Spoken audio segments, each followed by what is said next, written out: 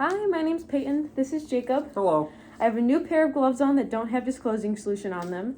And this is my second video for interdental aids. Because the first one we did was kind of, again, like last week, putting the solution in his mouth. We let it sit for a minute, and now we're going to start the educational portion. So, like I said, we're discussing interdental aids this week, okay? Okay. Which basically means what we can use between our teeth to aid the removal of bacteria between our teeth to prevent dental diseases.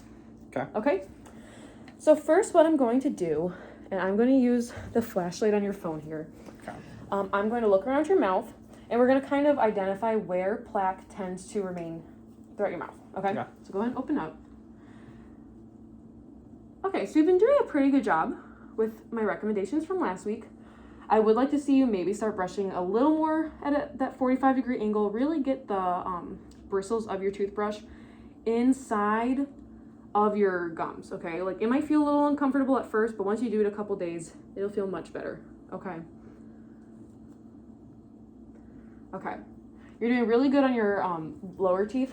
Mainly just make sure that you're brushing more so on your upper teeth, on the cheek side of your back molars. But what I do want to show you for today, can you please hold this mirror? Yeah. And go and smile. Do you see all that pink between, like, the junction of your teeth? Yeah. So, like, look right here at your canine, that pointy vampire tooth, and the one in front of it. You see the pink on both of those surfaces? And the pink isn't on, like, that face, that flat surface of the tooth, right? It's just in between. Yeah. And now look around at the rest of your teeth. Do you kind of see that everywhere? Yeah. That is what we're going to be trying to remove today with floss. And then also, cute, smile one more time. Yeah. I just want to identify, we call them embrasures, kind of like how your gum tissue's looking. And I'm going to say your gum tissue looks pretty well. There's no recession at all. The interdental papilla, as we call it, which is like the triangular space of gum in between your tooth. Okay. It's all there. So that means I am going to recommend floss. But we'll get to that in a minute.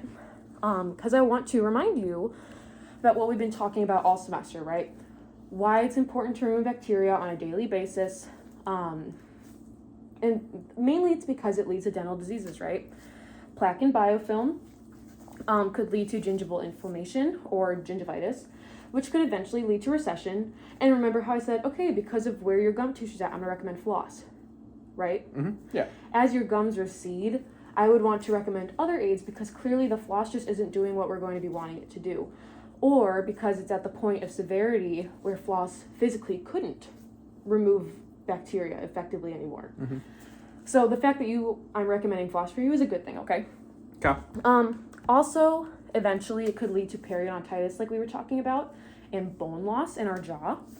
It could also lead to cavities. Remember a couple weeks ago that it was the equation that this plus this equals acid, and acid plus our tooth equals cavity. Mm-hmm. What were those first two, like, this plus this equals acid?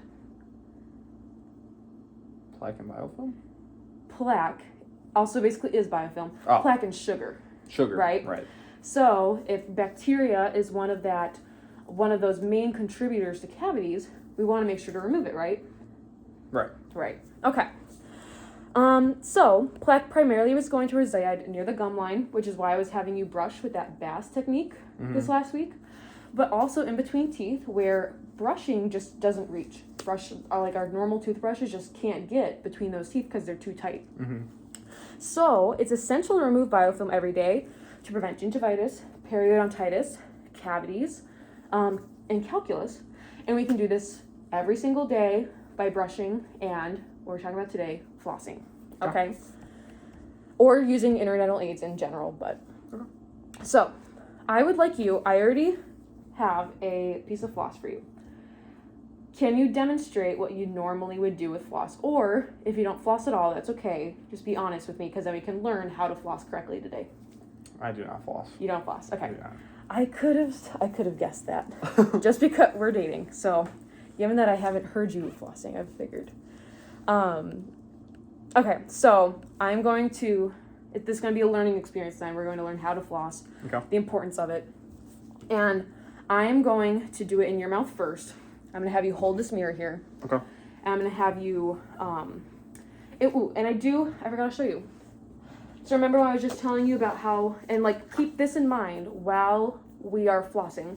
Okay. So in this picture, page 9 of the chairside instructor, do you see how all of that plaque, do you notice where it's sticking? Yeah, where it's building up. Mm-hmm. It is along the gum line like we were talking about with toothbrushing last week.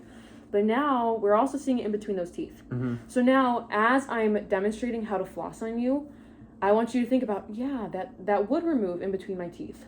Okay? Okay. So keep that in mind. And then also, this is just a good visual that I'm going to kind of lay here. This is page 12, the chairside instructor. I'm going to lay in front. It just does a good job of showing like where that C-shaped curve that I'm going to describe in a second here, okay? Okay. So first, I have an arm's length of floss, okay? And yes, it's important to have that much because we're going to rotate later. And so I'm going to take the floss, I'm going to wrap it around my middle fingers until I have, a couple inches worth of working space. Okay. Then I'm going to have you open up, and I'll start on your next layer of teeth here. So you're going to insert the floss nice and gently, but then you're going to go to one side.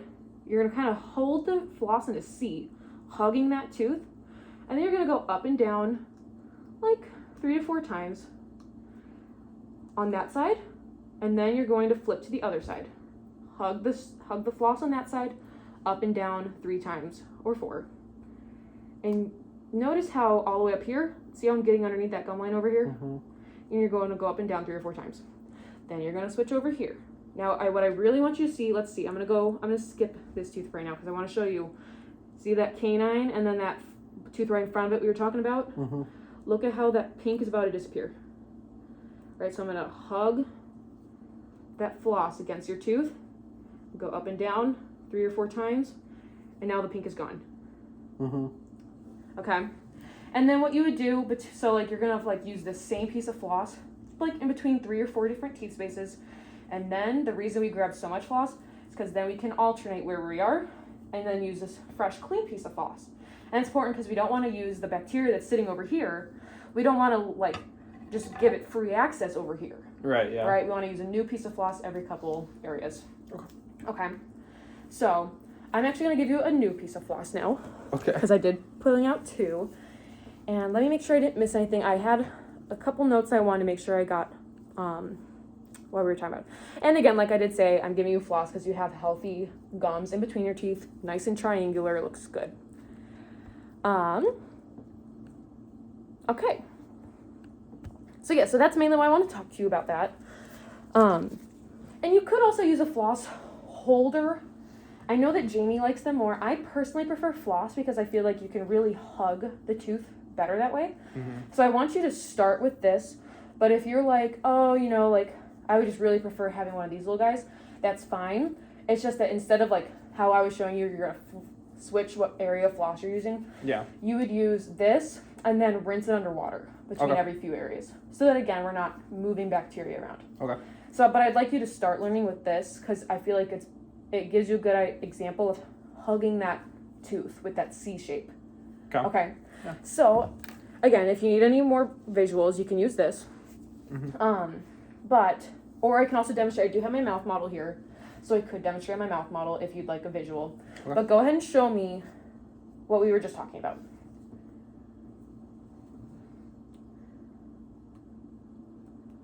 Yep.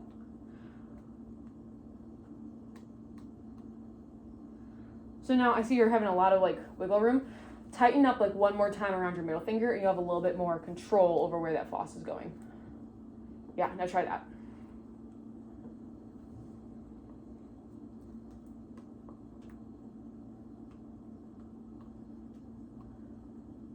Yeah, that's much better. Now, see how all that pink that's coming up? Yeah. Now, part of some of that is blood, but right now because you're not flossing, there's probably a lot of bacteria sitting kind of right in between your teeth. So your gums are now probably a little unhappy. They're probably a little inflamed. So throughout this next week, we have one more discussion post next week, kind of a summary. I would like you to floss every night, like once a day, and hopefully by then we'll see a little bit less bleeding. Okay. Okay. Do you have any questions about that?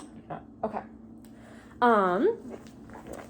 All right, so I'm going to go ahead and take this guy off because I'm not going in your mouth anymore.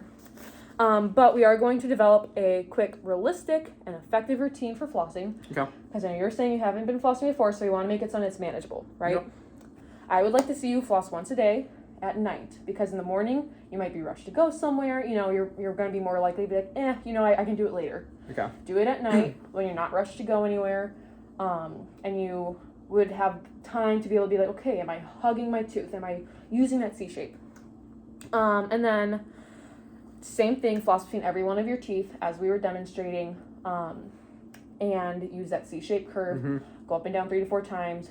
Alternate what piece you're using all throughout every single part of your mouth.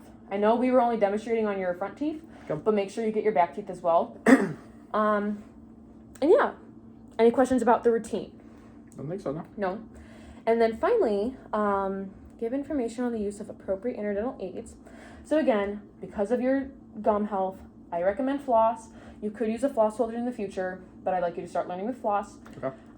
But if you would like, you could also use a water pick. I've been using a water pick.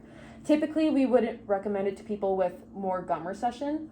But if you were to decide, yeah, you know, like I'll use a water pick on top of my normal flossing habits, you would just hold that tip at like a 90-degree angle to your teeth, let it fully flush out between your teeth, kind of in your gum area, and you just kind of trace it along your gum line and let it like really hit in between your teeth. Okay. And yeah.